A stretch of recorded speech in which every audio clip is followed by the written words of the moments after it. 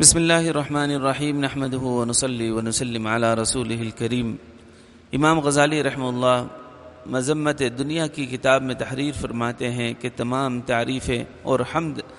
ایسی پاک ذات کے لیے ہیں جس نے اپنے دوستوں کو دنیا کے مہلکات اور اس کی آفات سے واقف کر دیا اور دنیا کے عیوب اور اس کے رازوں کو اپنے دوستوں پر روشن کر دیا، یہاں تک کہ ان حضرات نے دنیا کے احوال کو پہچان لیا اور اس کی بھلائی اور برائی کا موازنہ کر کے یہ جان لیا کہ اس کی برائیاں اس کی بھلائی پر غالب ہیں،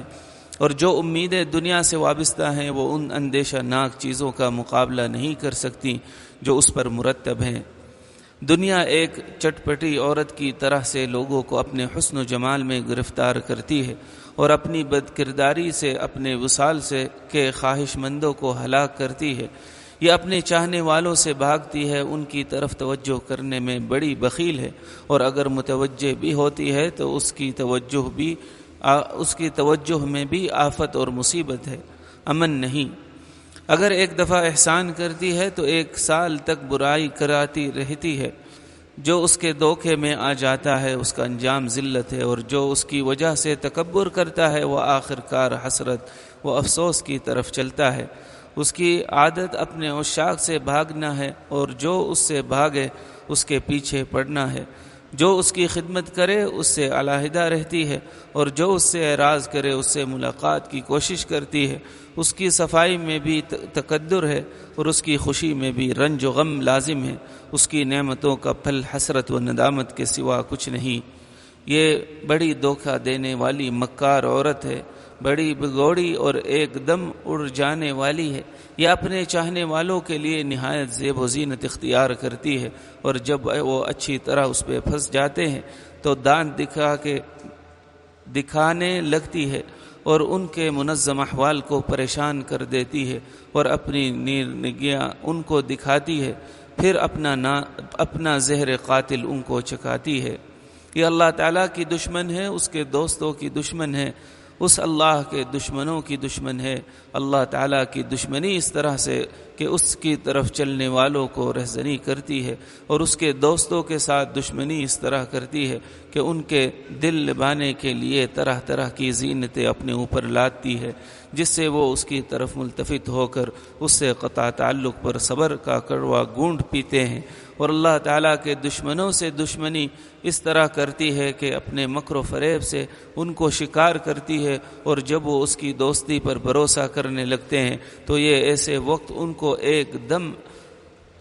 لٹکی ہوئی میں چھوڑ دیتی ہے، جس وقت کہ وہ اس کے سخت محتاج ہوں، جس سے وہ دائمی حسرت اور دائمی عذاب میں مبتلا ہو جاتے ہیں۔ قرآن پاک کی آیت کریمہ اور احادیث شریفہ میں کثرت سے اس کی مذمت وارد ہوئی ہے، بلکہ تمام انبیاء کرام علیہم السلام کی بعثت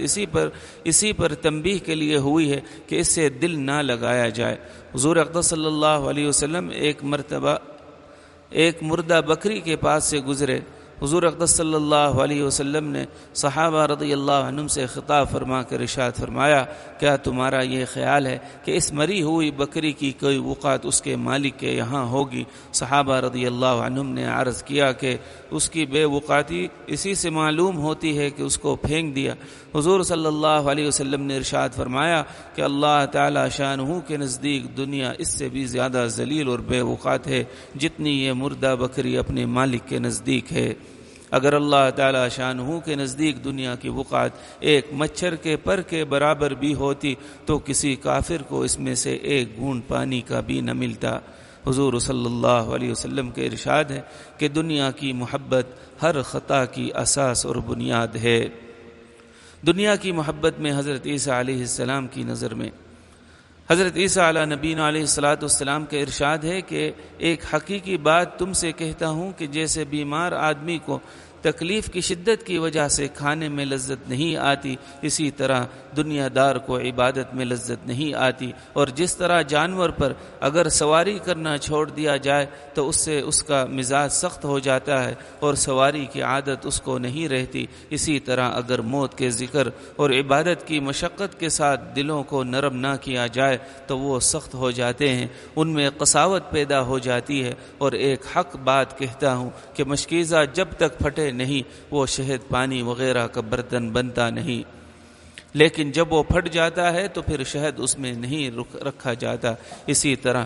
دل کو جب تک شہوتوں سے پھاڑا نہ جائے یا طمع سے اس کو خراب نہ کیا جائے یا نعمتوں سے اس کو سخت نہ کیا جائے تو وہ حکمت کا برتن بنتا نہیں۔ اس کے علاوہ یہ بات بھی قابل لحاظ ہے کہ دنیا کی شہوتیں اس وقت تک بڑی لذیذ معلوم ہوتی ہیں، لیکن منتہا کے اعتبار سے موت کے وقت اتنی ہی مکروہ اور ناگوار ہوں گی۔ حضرت عیسیٰ علیہ نبینا علیہ الصلاۃ والسلام کا ارشاد ہے